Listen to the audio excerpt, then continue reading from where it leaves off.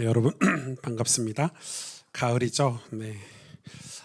제가 제일 좋아하는 계절입니다. 개인적으로 이렇게 쾌적하고 이 찝찝함이 사라지고 또 하늘도 맑고 공기도 깨끗하고 또 독서의 계절이라고 하는데 독서는 잘 안 되지만 아무튼 너무 좋은 것 같아요. 우리 옆 사람 교제하실래요? 네, 오늘 한 주간 잘 사셨냐고 교제도 좀 하시고. 네.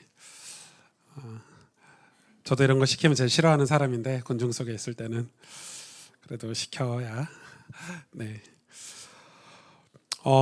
창세기 이제 강해를 계속 하고 있고 또 인물을 살펴보고 있는데 지금 요셉을 살펴보고 있습니다. 오늘 37장 12절에서 36절까지인데 원래는 24절까지 읽으려고 했더니 오전 예배 때도 다 읽었거든요, 결국. 그래서 한번 다 읽어보겠습니다. 조금 재밌어서 눈으로 잘 따라와 주시면 되겠습니다. 그의 형들이 세겜, 이제 세겜이 어딘지 아시겠죠? 세겜 모르시는 분, 네. 이제 세겜, 여기를 갔다고 이렇게 딱 느끼셔야 돼요. 세겜이 무슨 사건이 있었는지 다 아시잖아요. 자, 그의 형들이 세겜에 가서 아버지의 양떼를 칠 때에 이스라엘이 요셉에게 이르되 내 형들이 세겜에서 양을 치지 아니하느냐? 너를 그들에게로 보내리라. 요셉이 아버지에게 대답하되 내가 그리 하겠나이다.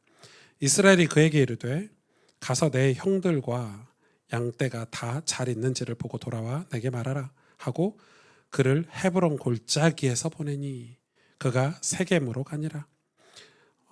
어떤 사람이 그를 만난즉 그가 들에서 방황하는지라. 그 사람이 그에게 물어 이르되 내가 무엇을 찾느냐? 그가 이르되 내가 내 형들을 찾아오니 청하건대 그들이 양치는 곳을 내게 가르쳐 주소서. 그 사람이 이르되 그들이 여기서 떠났느니라. 내가 그들의 말을 들으니 도단으로 가자 하더라 하니라. 요셉이 그의 형들의 뒤를 따라가서 도단에서 그들을 만나니라. 요셉이 그들에게 가까이 오기 전에 그들이 요셉을 멀리서 보고 죽이기를 꾀하여 서로 이르되 꿈꾸는 자가 오는도다. 꿈꾸는 자가 오는도다라는 책도 많습니다, 여러분. 사서 읽으시면 또 이해가 많이 되겠죠. 자, 그를 죽여 한 구덩이에 던지고 우리가 말하기를 악한 짐승이 그를 잡아먹었다 하자. 그의 꿈이 어떻게 되는지를 우리가 볼 것이니라 하는지라. 르우벤이 듣고 요셉을 그들의 손에서 구원하려 하여 이르되 우리가 그의 생명은 해치지 말자. 르우벤이 또 그들에게 이르되 피를 흘리지 말라. 그를 광야 그 구덩이에 던지고 손을 그에게 대지 말라 하니 이는 그가 요셉을 그들의 손에서 구출하여 그의 아버지에게로 돌려보내려 함이었더라. 요셉이 형들에게 이르매 그의 형들이 요셉의 옷 곧 그가 입은 채색 옷을 벗기고 그를 잡아 구덩이에 던지니 그 구덩이는 빈 것이라. 그 속에 물이 없었더라. 그들이 앉아 음식을 먹다가 눈을 들어본즉 한 무리의 이스마엘 사람들이 길르앗에서 오는데 그 낙타들이 향품과 유향과 모략을 싣고 애굽으로 내려가는지라. 유다가 자기 형제에게 이르되 우리가 동생을 죽이고 그의 피를 덮어둔들 무엇이 유익할까? 자, 그를 이스마엘 사람들에게 팔고 그에게 우리 손을 대지 말자. 그는 우리의 동생이요 우리의 혈육이니라 하며 그의 형제들이 청종하였더라. 그때 미디안 사람 상인들이 지나가고 있는지라 형들이 요셉을 구덩이에서 끌어올리고 은 20에 예수님 생각나지 않습니까, 여러분? 네. 은 20에 그를 이스마엘 사람들에게 팔매 그 상인들이 요셉을 데리고 애굽으로 갔더라. 르우벤이 돌아와 구덩이를 이르러 본즉 거기 요셉이 없는지라.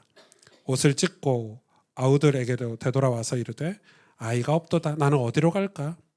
그들이 요셉의 옷을 가져다가 순념소를 죽여 그 옷을 피해 적시고 그 채색 옷을 보내어 그의 아버지에게로 가지고 가서 이르기를 우리가 이것을 발견하였으니 아버지 아들의 옷인가 보소서 하며 아버지가 그것을 알아보고 이르되 내 아들의 옷이라. 악한 짐승이 그를 잡아먹었도다. 요셉이 분명 찢겼도다 하고 자기 옷을 찢고 굵은 배로 허리를 묶고 오래도록 그의 아들을 위하여 애통하니 그의 모든 자녀가 위로하되 그가 그 위로를 받지 아니하여 이르되 내가 슬퍼하며 수올로 내려가 아들에게로 가리라 하고 그의 아버지가 그를 위하여 울었더라. 그 미디안 사람들은 그를 애굽에서 바로의 신하 춘이 대장 보디발에게 팔았더라. 아멘. 아멘. 주보 요약본에 좀 오타가 있습니다. 제가 타이핑하다가 좀 실수한 게 있는데 뭐 유향인데 유황 이런 것도 있고 애굽인데 뭐 야곱이라고 써놓고 막 이랬습니다. 좀 나중에 보시면서 수정하시면 될 것 같아요. 오늘 이 두 번째 요셉의 두 번째 얘기인데 여러분 여기서 좀 궁금한 게 몇 가지가 있죠. 도대체 야곱은 엄청 사랑하는 아들 요셉을 애지중지하는 요셉을 왜 세겜에서 양떼를 치는 형들에게 세겜은 엄청 상처잖아요. 그 집안에게 그 위험한 세상과 같은 그런 세겜에게 보냈을까? 이 야곱으로부터 모든 사건이 사실 시작이 되죠. 야곱이 요셉을 보내지 않았다면 요셉이 고난을 당하지 않았을 거고 요셉이 애굽으로 팔려가지 않았겠죠. 근데 야곱은 요셉을 형들에게 지금 보냈어요. 그리고 또 세겜에서 형들을 찾아다녔는데 없었어요. 길을 헤매었죠. 그 당시에 뭐 지도가 있는 것도 아니고 내비게이션이 있는 것도 아니고 없어. 아무리 뒤져봐도 몇 날 며칠 찾아봐도 없어. 그러면 만약에 거기서 못 찾았다면 아버지에게 되돌아왔겠죠. 근데 하필 또 사람을 만났는데 그 사람이 형들이 지금 양떼를 치고 세겜에서 도단으로 갔다라고 알려주는 사람이 있었던 거예요. 그 사람을 만나지 않았더라면 집으로 돌아왔겠죠. 그러면 요셉이 애굽으로 갈 이유도 없고 고난당할 이유도 전혀 없었겠죠. 뭐 만약이라는 단어를 우리가 그래 좋아하지 않지만 만약 그러지 않았더라면 그랬겠죠. 야곱이 아무 일도 하지 않았고 요셉을 보내지 않았고 요셉이 또 형들을 찾지 않았더라면 그런 일이 벌어지지 않았겠죠. 12절 13절에 보니까 그의 형들이 세겜에 가서 아버지 양떼를 칠 때 이스라엘이 요셉에게 이르되 내 형들이 세겜에서 양을 치지 아니하느냐 너를 그들에게로 보내리라. 특이한 점은 요셉이 대답하는 거예요. 뭐라고 대답합니까? 내가 그리 하겠나이다. 내가 여기 있나이다. 예수님처럼. 요셉은 그림자이긴 하지만 예수님을 또 상징하는 그런 예표이기도 합니다, 여러분. 그래서 여러분 내가 여기 있나이다 하고 순종하고 가죠. 불편할 텐데 세겜에 형들에게 가고 싶지 않았을 거예요, 요셉은. 그런데 단 한마디도 거부사를 하지 않고 순종의 의미로 내가 그리 하겠나이다 하고 지금 갑니다. 여기서 여러분 우리가 이 성경을 좀 볼 때 우리가 이제 여러분 성경이라는 것은 성경 66권이 이제 정경화가 돼서 우리 손에 이렇게 들어왔는데 이제 우리가 보통 성경을 볼 때 성경을 어떻게 보느냐가 굉장히 중요해요. 여러분 이제 저를 좀 집중해서 신학에는 여러 가지 학문이 있어요. 뭐 조직 신학도 있고 뭐 또 조직 신학 안에는 기독론, 뭐 구원론, 뭐 교회론 뭐 이런 여러 가지 분야가 있는데 성경에서 제일 중요한 학문 중에 하나가 뭐냐면 성경 해석학이에요. 그러니까 성경을 어떻게 해석하느냐겠죠. 그게 이제 얼마나 중요하냐면 이 성경을 어떻게 해석하느냐에 따라서 교파가 다 갈라져요. 그렇겠죠. 그러면은 뭐 예를 들어서 뭐 세례를 성경에서 세례를 얘기하는 거 그 세례를 우리는 예수님 때처럼 강가에 가서 물 속에다 집어 넣을 거야 하면 침례교단이 되는 거고 아니야 지금 시대는 이걸 조금 기념해서 이렇게 적용을 할 거야 하면은 뭐 이렇게 되는 거예요. 그래 감리교 뭐 장로교 침례교 이렇게 다 나눠지는 거는 성경 해석에 관한 관점 때문에 다 나눠지는 거예요. 근데 그래도 이제 이 건강한 교단들은 성경을 조금씩 다르게 해석을 하지만은 우리가 구원받을 수 있는 구원론이라든지 기독론이라든지 이런 기초적인 어떤 이 서로 약속된 거는 건들진 않아요. 어떤 문화적인 차이를 조금 다르게 보는 거고 또 그 당시 배경을 좀 다르게 보는 거예요. 근데 이제 이 성경 해석 때문에 이단 사이비가 나오는 게 문제예요. 이 사람들은 어떤 개념을 가지고 성경을 해석하냐면 여러분 이런 거예요. 자기는 어떤 특별한 힘을 가지고 있어서 특별한 지식을 가지고 있고 지혜를 가지고 있어서 내가 이 성경을 해석을 해야 이 성경을 제대로 해석할 수 있어라고 얘기하기 시작한 거예요. 대표적인 게 영지주의죠. 나는 영지를 가지고 있어야 돼. 나는 특별한 뭘 가지고 있는 사람만이 성경을 해석할 수 있어. 이제 이게 이렇게 시작하는 거예요. 그러면 이제 사람들 입장에서는 성경을 막 읽고 막 이해하기가 당장은 어려우니까 제대로 노력도 안 해보고 그런 분들이 그렇게 성경을 특별하게 해석해주면 대단하게 느껴지죠. 거기를 추종하고 맹신하고 따라가게 돼요. 그리고 여러분 대표적인 이단이 영지주의예요. 여러분 교회사 속에 가장 영향력 있고 가장 파급력 있고 가장 문제가 됐던 이단이 영지주의고 그 영지주의 때문에 우리 뭐 소요리 문답, 대요리 문답 이런 교리, 사도신경 이런 게 다 만들어졌어요. 그걸 방어하기 위해서 그 이단을 방어하기 위해서. 오늘날도 마찬가지죠. 제가 이번 주 설교 준비하면서 그런 사이트들을 몇 개 봤는데 어떤 목사님이 그 사이트에 이제 목사님 사진을 올려놓고 써놓는 거예요. 옆에다가 우리 누구누구 우리 교회 목사님이죠. 우리 교회 이런 목사님이 성경 해석의 은사를 받았다는 거예요. 그래서 이 목사님의 이 성경 해석 설교를 들으면 뭐 부자가 되고 뭐 이런 내용이에요. 그런 거 다 걸르셔야 돼요, 여러분. 네, 다 걸르셔야 돼요. 저는 그렇게 생각을 해요. 성경 해석을 우리가 성경을 올바르게 해석하기 위해서 신학을 배워야 되고 또 그러기 위해서 목회자들이 있기도 하고 또 저는 여러분을 목양하는 목자예요. 그렇죠? 그렇기 때문에 제가 성경을 바르게 여러분에게 해석하고 말씀을 먹이는 존재지 저의 성경과는 우리 모두가 성경을 읽고 은혜 받을 수 있다는 거예요. 또 여러분이 구원받은 자에게 하나님은 성경을 이해할 수 있도록 성령 하나님이 도우신다고 약속하셨어요. 신앙생활은 영과 말씀으로 하는 거예요. 여러분 이게 완전히 이해가 되셔야 돼요. 이게 안 되면 우리 신앙생활이 진짜 이상해지는 거예요. 신앙생활은 영과 말씀으로 하는 거예요. 그래서 이 성경은 하나님이 우리에게 구원받게 하려고 주신 하나님 당신의 글이고 편지잖아요. 여러분이 다 읽을 수 있고 여러분이 다 은혜 받을 수 있어요. 초대교회 기록에 보면 저작거리, 요즘으로 말하면 시장이죠. 시장에서 일하는 글도 모르는 저희 어머님 같은 사람도 성경 말씀으로 구원받을 수 있고요.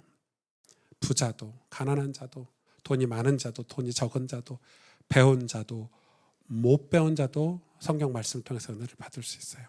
아멘? 그거 믿으십니까? 그럼 저는 이 성경 66권이 전부가 그대로 믿어지는 거예요.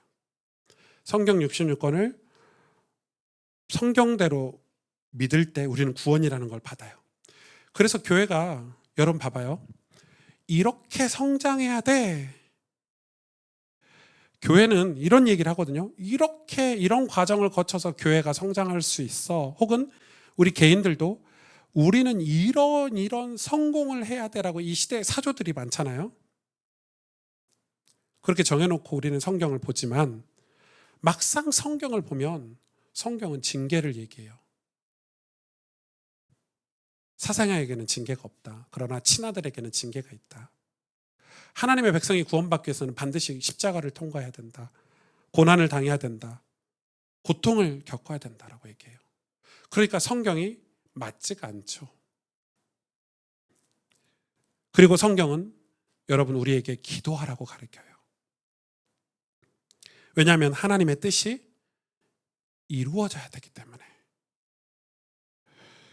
성경은 하나님의 뜻을 이루는 책이에요. 그렇죠? 우리에게 하나님 당신의 뜻이 이루어져야 우리는 구원을 받을 수 있어요. 하나님 뜻이 이루어져야 되기 때문에 우리 보고 기도하고 가르쳐요. 그래서 성경을 사사롭게 풀거나 자기 방식대로 해석하려는 자들을 경계하셔야 돼요. 물론 성경 자체에 비유도 많아요. 그러나 그 비유도 성경에 그 비유를 다 풀어놓으셨어요. 우리 주님이. 그래서 굳이 성경을 과학으로, 굳이 성경을 우리 시대의 어떤 철학이나 사상과 이념으로 풀지 않아도 된다는 거예요. 하나님은 요셉을 통해서 당신의 꿈을 이루기를 원하세요. 하나님의 뜻이 이루어지기를 원해요.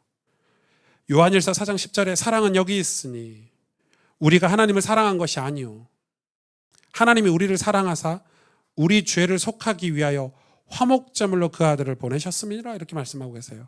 자 보세요. 우리가 하나님을 사랑해서 구원받은 게 아니에요.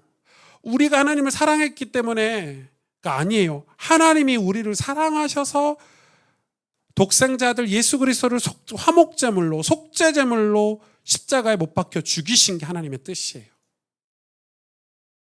그런데 우리는 예수님이 십자가에 못 박혀 죽길 원치 않아요. 그 당시 이스라엘 백성들처럼 그냥 이스라엘의 독립이나 해주시는, 우리를 좀 잘 먹고 잘 살게 해주시는 그런 지도자가 되길 원하셨어요. 그러나 하나님의 뜻은 거기에 있지 않았어요. 온 인류를 구원하시기 위해서, 온 인류의 구원의 길을 열기 위해서 십자가에 죽으셔야만 했어요. 그 뜻이 이루어지는 일에 인간의 악함도 사용하신 거예요. 다시 오늘 본문으로 돌아와서 창세기 37장 18절에 요셉이 그들에게 가까이 오기 전에 그들이 요셉을 멀리서 보고 죽이기를 꾀하여. 어디서 많이 본 거죠. 예. 예수님이 자기 땅에 오매, 자기 백성에게 오매, 자기 백성이 영접치 아니하였더라. 예수님이 이 땅에서 공생애사를 시작하실 때 가장 예수님을 죽이려고 모함했던 존재가 바로 기독교인들이었어요. 대제사장, 백성들의 장로들, 그리고 누구였죠? 종교 지도자들이었어요. 요셉이 형들을 힘겹게 찾아갔을 때 형들은 요셉을 만나기도 전에 죽이려고 했어요. 조롱했어요. 꿈꾸는 자가 오는도다.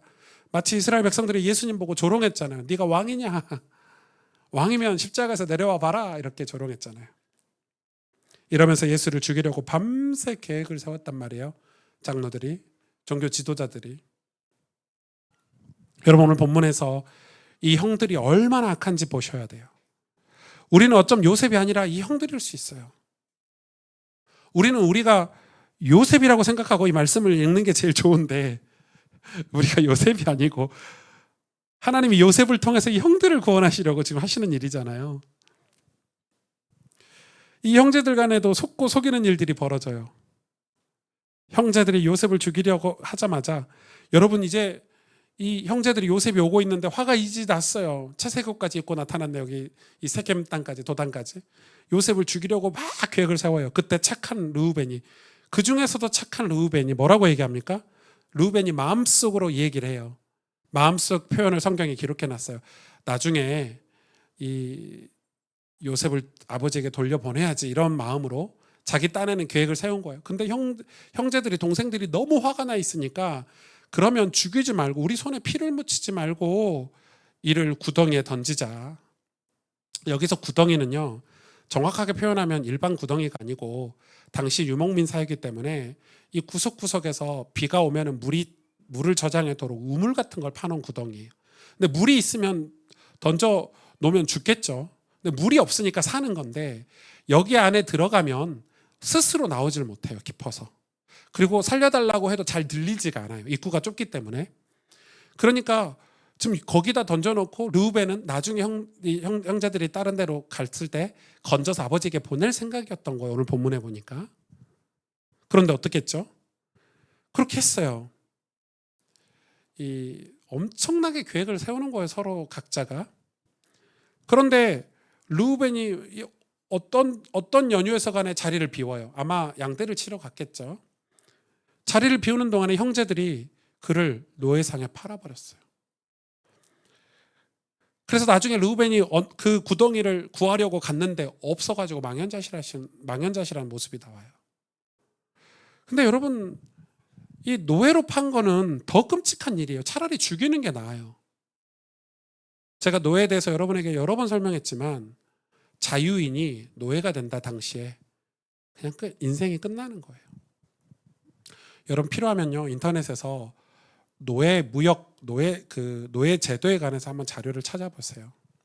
저는 몇 가지 다큐멘터리 같은 걸 봤는데, 노예에 대해서 이해를 하려고.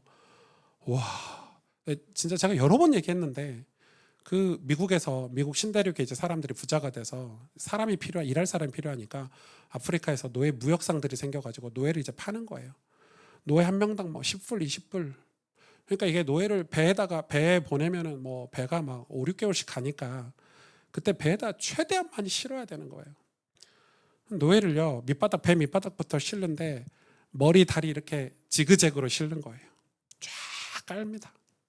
그러면 거기다가 뭐 조금 좋은 배들은 나무 같은 걸 이렇게 층층이 숨 쉴 공간을 주지만, 안 좋은 노예상 배들은 그냥 거기다 천 같은 거 하나 깔고 그 위에 또 얹습니다. 이렇게. 그럼 사람이 생각해 보십시오. 무게가 짓눌리니까 맨 마지막에 있는 사람들은 어떻게 되겠어요? 다 썩습니다. 물을 어떻게 줘요? 몇 달 동안? 맞아요. 태풍이라도 만나면 다 죽는 거예요. 근데 태풍 안 만나고 제 시간에 가면 살 수 있겠죠. 물을 위해서 이렇게 뿌립니다. 누구는 먹고 누구는 안 먹겠죠. 누워서 못 움직이니까 배 안에서 잘 이해가 안 되시나 본데. 그래서 미국에 가서 배를 이렇게 열잖아요. 절반이 다 썩어 있습니다. 저는 그래서 지금 미국에서 그 노예 후손들이, 흑인들이 저렇게 데모하고 자기 권리를 주장하는 거 이해가 갑니다. 마치 우리가 일본을 싫어하고 중국을 싫어하는 거하고 같은 거예요. 너네들이 과거에 우리를 침략했고 우리를 짓밟았고 우리를 죽였기 때문에 그 감정이 남아있는 것처럼 그 노예 후손들도 그 감정이 남아있는 거예요. 감정이. 끔찍합니다. 정말. 그런데 지금 요셉을 노예로 팔았다. 직전까지 채색 옷을 입은 사랑받은 아들 자녀였는데, 자유인이었는데, 이 형제들은 지금 악마로 변해 있는 거야. 악마로. 다른 형제들은 요셉을 죽이려고 했는데 마침 여러분, 하나님의 섭리가 얼마나 신기합니까? 노예상이 딱 지나가는 거예요. 여러분, 이 찰나에 노예상이 지나간다. 그래서 유다가 뭐라고 합니까? 그 형제 중에 유다라는 형제가 이를 팔자고 합니다. 그래서 은 20에 팔아버립니다. 마치 가룟 유다 같죠? 네, 가룟 유다 같죠. 28절에 보세요. 그때 미디안 사람 상인들이 지나가고 있는지라 형들이 요셉을 구덩이에 끌어올리고 은 20에 그를 이스마엘 사람에게 팔매 그 상인들이 요셉을 데리고 애굽으로 갔더라. 여러분, 이게 정상입니까? 정상에서 벗어나도 한참 벗어났죠. 아무리 가정의 상처 때문이라고 할지라도 형제들이 너무 악하지 않습니까? 우리가 상처가 있다고 하더라도 이렇게 행동하면 될까요? 안 될까요? 안 되죠. 그런데 이 형제들은 그 상처에서 시작된 그 작은 상처들이 지금 너무너무 악해진 거예요. 그래서 여러분, 악이라는 것은 선의 결핍이 아니에요. 선의 부재가 아니에요.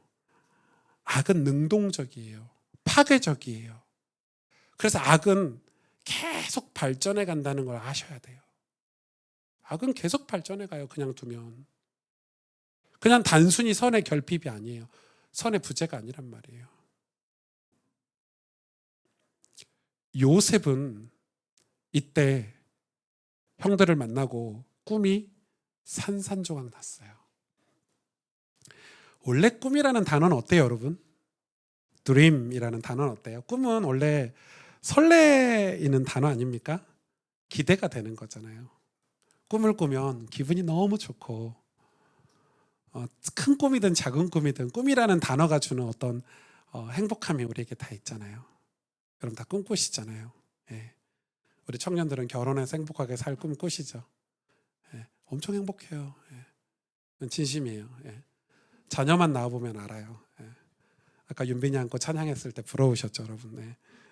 그러니까 이 설레이는 게 있어요. 꿈이라는 것은 기대가 돼야 돼요. 그런데 요셉은 좀 달라요. 요셉은 꿈을 꾸자마자 바로 꿈이 날아가 버렸어요. 하나님이 주신 꿈이라고 해서 대로가 열리는 게 아니에요. 요셉은 그 구덩이에 빠지는 순간, 형들이 자기를 죽이려고 하는 그 순간, 모든 것이 끝이구나. 심지어 얼마 있다가 또 건진받았는데 잠시 희망이 있었겠죠. 형들이 나를 살려주는가 보다.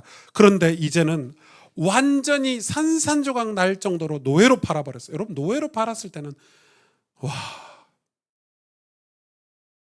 돈을 받고 팔았다, 형제를.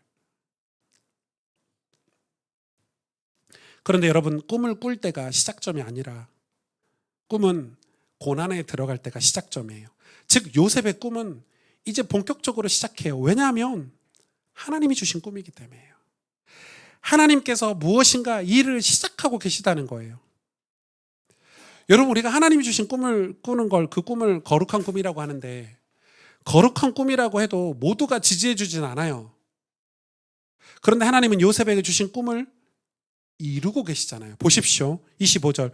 그들이 앉아서 음식을 먹다가 눈을 들어본 즉 한 무리의 이스마엘 사람들이 길르앗에서 오는데 그 낙타들의 향품과 유향과 모략을 싣고, 이거 뭐죠? 마치 동방박사 같죠? 이런 것들도 재밌는데 저는 패스를 하려고 해요. 애굽으로 내려가는지라. 애굽으로 가는 노예상을 만날 확률이 있을까요? 그 들판에서? 신기하죠. 그러니까 요셉은 꿈이 산산조각 났지만 하나님 지금 일하고 계시는 거예요. 하나님 일하고 계세요. 하나님 섭리가 지금 작동되고 있어요. 악한 영들은 요셉의 꿈을 시기하고 막으려고 하고 심지어 악하게 죽이려고 했지만 하나님의 개입은 그때부터 시작이 되는 거예요. 하나님은 당신의 계획을 이루시는 거예요. 여러분, 우리가 주님을 위해서 살고 하나님의 영광을 위해서 살고 그래서 거룩하게 살아야지, 하나님의 소원을 위해서 살아야지 하는데 사람들은 오해하고 모함하고 시기질투하게 돼 있어요. 십자가의 길을 온전히 이해하고 따르는 사람이 누가 있었습니까? 여러분, 예수님이 십자가 지신다 할 때 그 길을 이해하고 온전히 따른 사람 한 명이라도 있었습니까? 한 명도 없었어요. 심지어 예수님과 3년 동안 공생의 사역을 같이 했던 12 제자들도 다 도망갔어요. 왜? 십자가 지는 건 악한 사람들만 지는 거니까. 그리고 십자가 지는 거는 자기들이 꿈의 길이 아니었어요. 베드로가 꿈의 길은 예수님이 이스라엘 나라를 독립시켜주는 거였어요. 로마에서. 그래서 우리를 보호해 주는 거였어요. 또 배불리 먹게 해주는 거였어요. 병으로부터 우리를 지켜주는 거였고, 악한 영들 귀신에게서 우리를 보호해 주는 거였어요. 그런데 갑자기 십자가를 지러 가니까 다 도망갔어요. 자기들의 꿈이 아닌 거야. 그거는 하나님이 주신 꿈은 뭐죠? 십자가 지는 거예요. 십자가를 져야 너희들을 진짜 다 살릴 수 있어.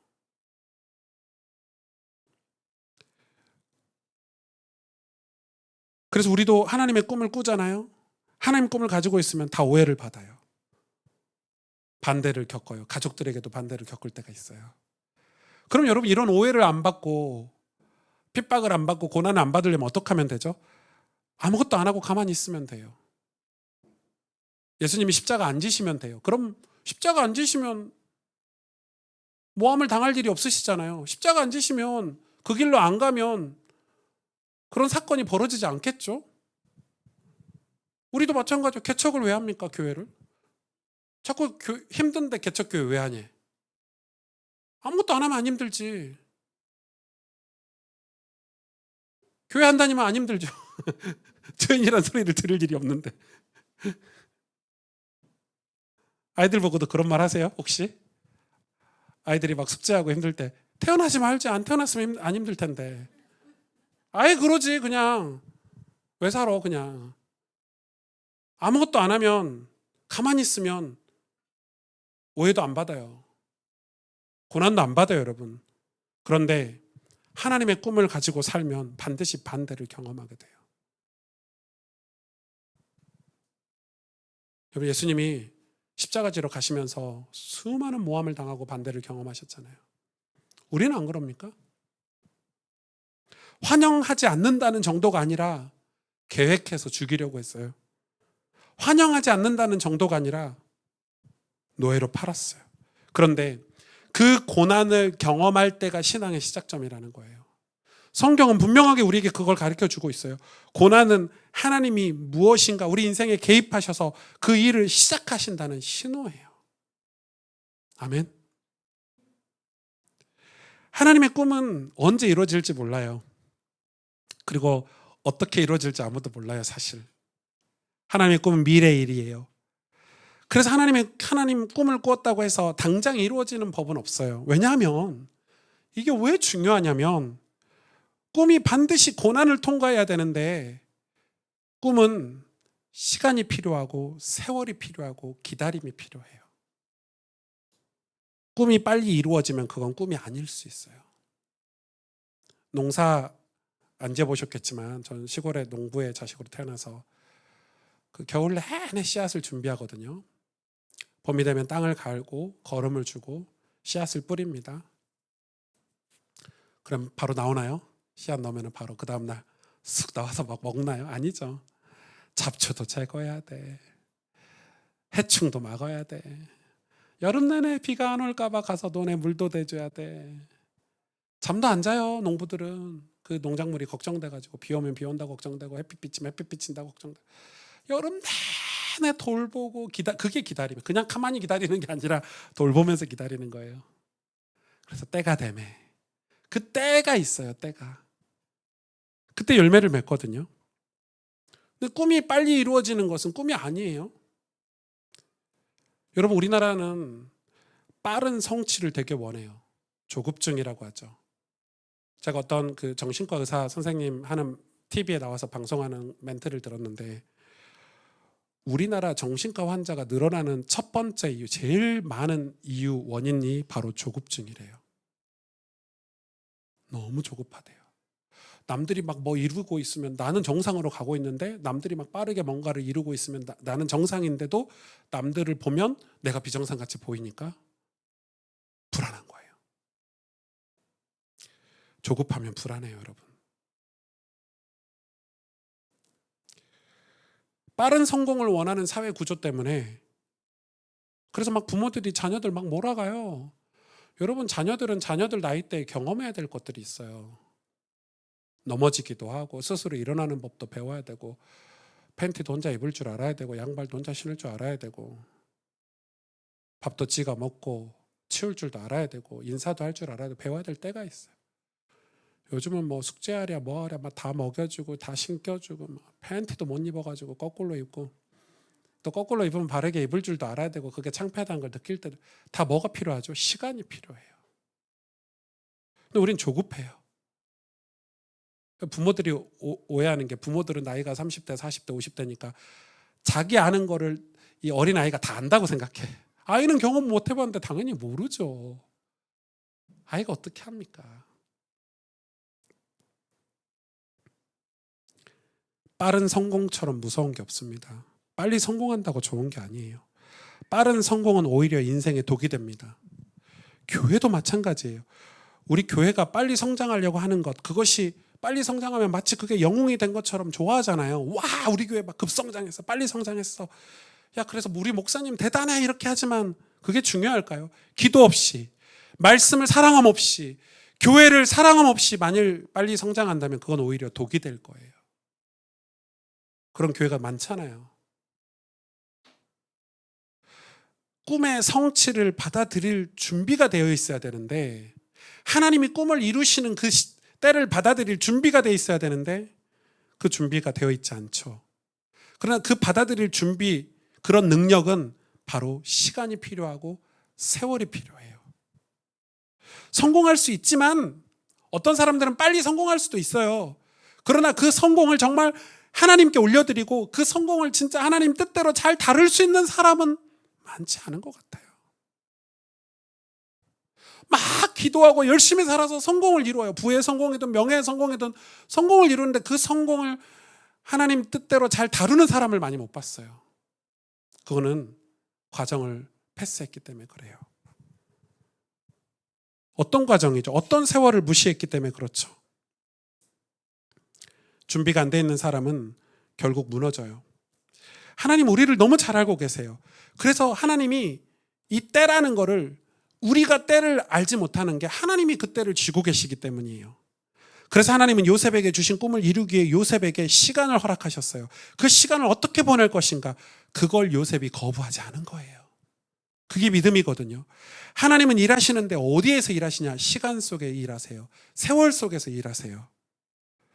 꿈이 이루어지는 그때는, 그 시간표는 어떤 기준이 있죠? 하나님께서 우리를 보실 때 나라는 존재의 변화예요. 하나님, 우리가 변화돼서 그 꿈을 다룰 수 있기를 원하시는 거예요. 그래서 그 하나님의 때의 기준은 우리의 변화예요. 나라는 존재의 변화예요. 요셉이 변화돼야 되는 거예요. 요셉이 그 꿈을 다룰 수 있는 정도가 돼야 되는 거예요. 그래서 우리의 신앙이 과학 중심이 돼서도 안 되고 일 중심으로, 일 잘하는 것을 신앙이라고 하면 안 되는 거예요. 신앙은 뭐예요? 주님을 닮아가는 거예요. 주님을 닮아가는 신앙이에요. 그러나 한국 사회는 조급증 때문에 일 잘해야 되고 뭐 세상의 모든 이론을 갖다가 교회에서 다 풀어내려고 하는데, 아니죠. 여러분, 우리의 신앙의 본질은 주님을 닮아가는 거예요. 하나님은 우리가 당신을 닮기를 원하세요. 당신의 마음을 가지길 원하시고, 아버지 하나님의 마음을 우리가 가지길 원하고, 그게 꿈을 다룰 수 있는 능력이잖아요. 하나님의 마음을 가지고 있는 것, 하나님 성품을 가지고 있는 것, 그게 우리의 신앙이 돼야 돼요. 여러분, 이해가 되시나요? 일 중심의 신앙, 뭐 과학이나 뭐 세상 이념, 사상 중심의 신앙은 매우 위험한 신앙이에요. 목표 달성을 위한 것들이잖아요, 전부. 목표 달성은 신앙생활이 아니에요. 성경에서 말하는 꿈 얘기하고 세상에서 말하는 목표 달성하고는 다른 거예요. 그래서 하나님 우리가 전통적인 방식처럼 보일지 모르지만 눈물로 기도하길 원하시고 우리가 주님의 몸된 교회가 되기를 원하시는 거예요. 36절에 그 미디안 사람들은 그를 애굽에서 바로의 신하 친위대장 보디발에게 팔았더라. 여러분 지금 37장과 이 이야기가 완전히 별개로 돌아가고 있잖아요. 안에서는 요셉이 죽었다고 아빠가 울고 있고 장례식 치르고 있고 이러고 있는데 하나님은 지금 요셉을 어디로 내몰고 계시죠? 애굽으로 내몰고 계시잖아요. 사실 37장에는 요셉이 애굽의 노예로 팔려가는 일을 기록하는데 이 일이 뭘 의미하는지 기록하진 않아요. 나중에 40장이 넘어가야 이 일이 이제 드러나는데 노예가 되어버렸구나. 한순간에 채색 옷을 입고 아버지의 사랑을 듬뿍 받았던 어린 요셉이 이제 앞이 막막한 노예가 되었구나라고 기록하고 있죠. 하나님 신실하세요. 하나님 변치 않으세요. 우리는 환경 때문에 시험 들기 쉽지만 그것이 우리 연약함이고 하나님은 신실하세요. 말도 안 되는 비바람이 불기도 해요. 사업이 실패하기도 하고 가정에 문제가 오기도 하고 이별, 배신, 실패, 말로 다 할 수 없는 온갖 종류의 어려움들이 우리 삶에 무수히 닥쳐와요. 그래서 우리가 힘들고 어려워해요. 그러나 하나님은 신실하세요. 아멘. 하나님 당신의 우리를 사랑하시는 그 구원 계획을 이루고 계시다는 거예요. 특히 우리가 스스로 의롭다고 생각할 때마다 정신을 차리지 못할 정도로 연약함을 마주하게 돼요. 하나님 우리가 의로우면 구원을 못 받거든요.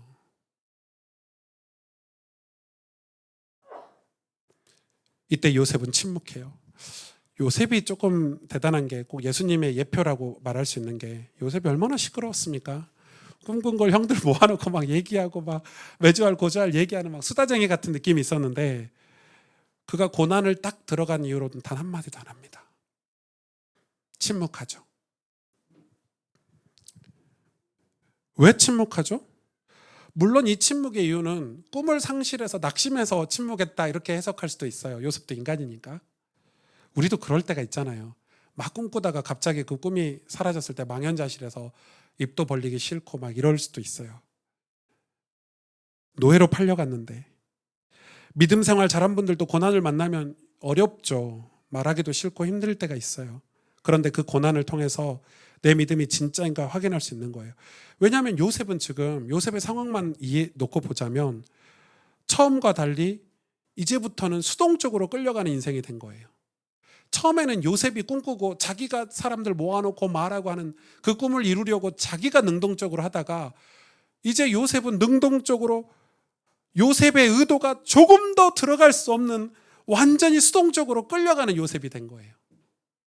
요셉의 의도가 들어갈 수가 없어요. 하나님의 꿈을 이루는 데는 요셉의 의도가 필요가 없다 이 말이에요. 완전 수동적인 인생이 돼버렸어요. 이게 믿음이죠, 여러분. 이게 신앙생활이에요. 중요한 사실은 아직 요셉이 모르지만 요셉이 반드시 애굽으로 와야만 한다는 거예요. 요셉은 이때 침묵했어요. 저는 요셉이 이때 침묵한 이유를 이렇게 생각해요. 저와 여러분이 시련의 때를 만나잖아요. 저와 여러분이 신앙생활을 하면서 고난의 때를 만났을 때 우리가 하나님을 주목하자는 거예요. 하나님을 바라보자는 거예요. 하나님을 온전히 의지해야 되는 거예요. 그러니까 세상에 대해서 침묵하고 하나님께 집중하자는 거죠. 그래서 침묵은 아무나 할 수 있는 것이 아니에요.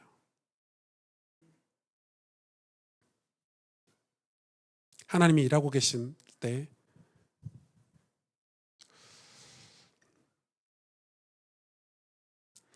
여러분 성경 읽다 보면 그런 내용 있나요? 기도했더니 갑자기 고통이 사라졌다. 없죠? 성경엔 없어요. 네. 성경엔 없어요. 예레미야 33장에 너는 내게 부르짖으라. 그 번역 잘못된 거 아시죠? 부르짖어라가 아니에요. 너는 내게 질문하라예요. 질문하라. 그래서 하나님이 답하시잖아요. 네가 질문하면 내가 크고 은밀한 일을, 비밀한 일을 내게 알려줄게. 그래서 한국 사람 그 부르짖으라 이런 걸 좋아해서 그걸로 다 번역해놨는데, 아버지 역사해 주옵소서 크게 소리 지르고 나면 스트레스가 확 풀리긴 하는데 답은 못 얻죠. 신앙은 하나님의 뜻을 따라가는 게 신앙이에요. 그래서 내가 하나님의 뜻을 위해서 기도할 때 하나님이 변화되는 게 아니고 내가 변화돼야 하나님 뜻을 알 수 있잖아요. 그래서 믿음의 사람은 이 고난이, 이 시련이 고난으로 끝나지 않고 시련으로 끝나지 않는다는 것을 아는 거예요. 하나님께서 이 고난을 다루고 계심을 믿기 시작한 거죠. 하나님의 통치와 섭리 가운데 하나님의 꿈, 당신의 꿈을 이루고 계심을 믿기 시작하는 거예요. 심지어 형들의, 그 요셉의 형들의 악도 하나님의 계획을 이기지 못하는 거예요. 요셉의 형들이 아무리 악해도 하나님의 계획을 이루지 못해요.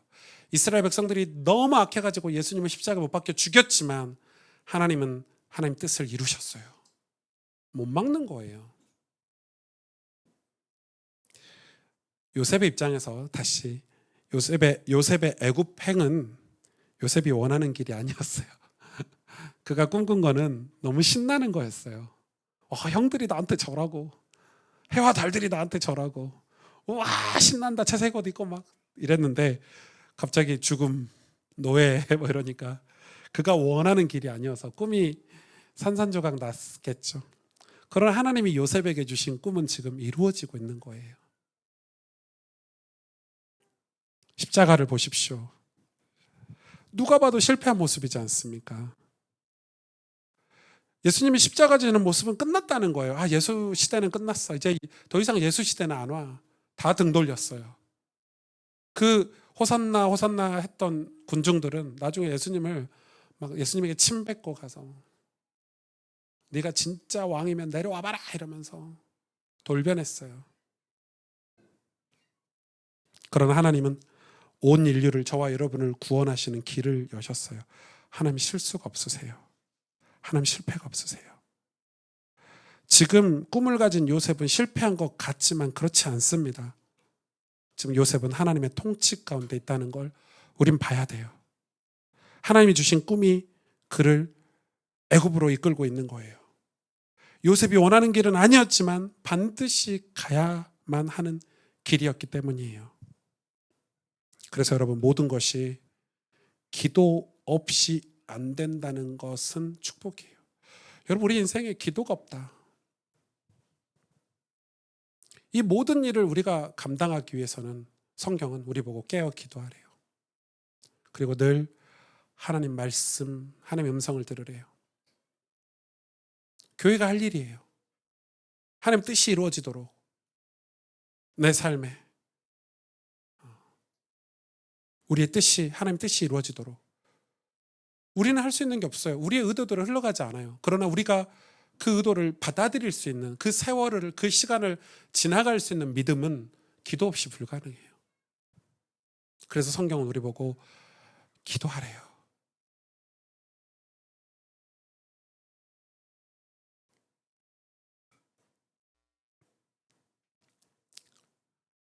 말씀을 정리하겠습니다.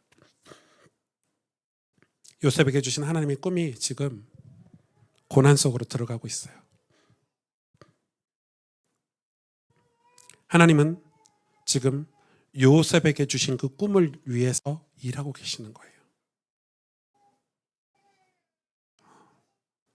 여러분, 그때 요셉은 침묵했어요. 온전히 하나님만 바라봤겠죠. 그 증거가 있어요. 나중에 노예 보디발의 집에 가서 요셉의 태도를 보면 알 수 있죠. 완전히 하나님께 바라봤어요. 하나님 의지했어요. 그가 오랫동안 낙심하지 않았어요. 그 꿈은 반드시 시간, 세월, 혹 우리 단어로 고난과 고통을 지나야 돼요. 왜요? 꿈을 받아들일 준비가 돼 있어야 돼요. 꿈을 다룰 수 있는 준비가 돼 있어야 돼요.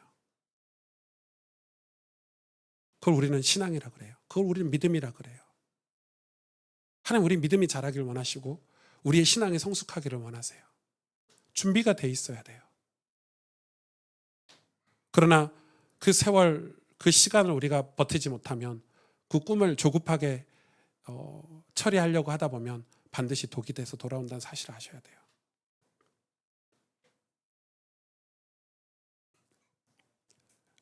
하나님이 신실하신 하나님, 변치 않으신 하나님, 지금도 구원을 위해서 일하고 계신 하나님. 전 저희 교회가 지난주부터 우리 철야 기도회를 처음으로 개척 10년 만에 시작했는데, 올해 개척 10주년이 지나서 우리 새로 시작하는 게 좀 많죠. 기도를 시작했는데 진짜 개인적으로는 좋았어요. 성도님들하고 2시간을 기도하니까 너무 좋더라고요. 그렇게 기도하는 거는 사실 우리 입장에서 봤을 때 하나님 앞에서 우리의 몸부림이잖아요. 만약에 우리 교회가 기도 없이 성장했다, 그럼 독이 될 거예요. 그리고 하나님이 교회가 성장했을 때 어떻게 하나님 뜻을 이루어야 될지 우리가 잘 모르기 때문에 세상 말에 귀를 기울이게 될 거예요. 우리 장로님들이, 우리 권사님들이 기도하지 않으신다면 이 교회가 올바르게 갈 수가 없어요. 그래서 저는 물론 우리가 성경을 읽고 공부하고 이런 게 1번이지만 우리가 이제 추가해서 우리가 준비해야 될 게 뭐냐면 저는 그게 기도라고 생각해요. 여러분, 기도하지 않으면 고난을 해석할 수가 없어요. 이 세월, 이 시간을 버틸 수가 없어요. 형통할 수가 없다, 이 말이에요. 그래서 우리 인생이 하나님 뜻이 이루어지는 인생이 될 수가 없어요. 된다 할지라도 무너지겠죠. 성경은 그걸 우리에게 경고하고 있어요. 그래서 여러분, 오늘 짧은 말씀이었지만 요셉의 2번째 얘기인데, 하나님 주신 꿈이 저와 여러분에게 있을 때 우리의 신앙의 태도, 자세를 가지고 이번 한 주 여러분 승리하시기를 주님의 이름으로 축복합니다. 같이 기도하겠습니다.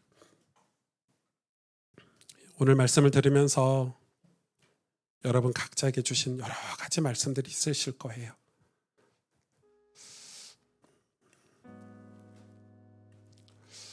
저는 요셉 얘기가 왜 이렇게 저에게 이렇게 감동이 되는지 모르겠어요.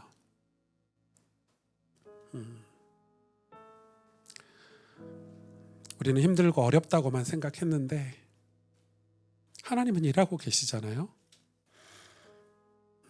우리는 참 고난이라고 고통이라고 생각했는데 우린 그때 하나님께 더 엎드려 기도하게 되고 하나님과 더 가까운, 하나님과 교제할 수 있는 친밀한 관계가 되고 있잖아요.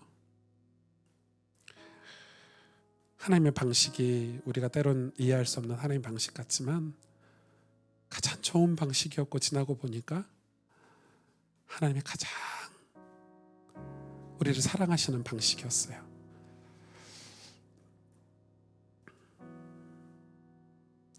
오늘 말씀을 가지고 우리 하나님 앞에 간절히 기도하도록 하겠습니다. 하나님,